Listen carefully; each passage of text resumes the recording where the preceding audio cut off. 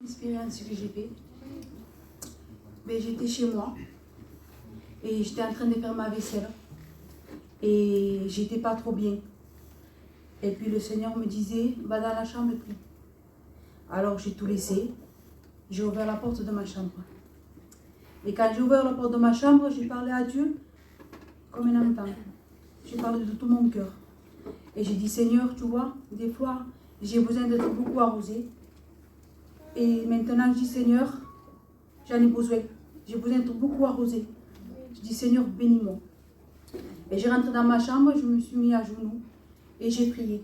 Vous savez, dans la vie, que ce soit pour un chrétien ou pour un païen, pour un jeune ou pour un vieux, c'est les mêmes situations. Il y a des situations qui nous font mal, des situations qui nous font peur et des situations qui nous font souffrir. Et moi, quand je me suis mis à genoux, j'ai prié au Seigneur et j'ai dit, Seigneur, tu vois, Seigneur, comment je souffre. Seigneur, tu vois ma peur.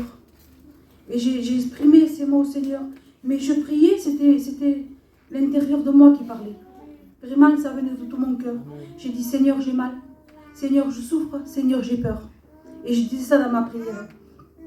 Eh bien, le Seigneur ne s'est pas fait attendre. Quand j'ai fini de prier, en vérité, que vraiment Dieu m'a béni. Dieu m'a renouvelé. Dieu m'a enlevé la crainte. Dieu m'a enlevé la peur. Dieu m'a enlevé la souffrance.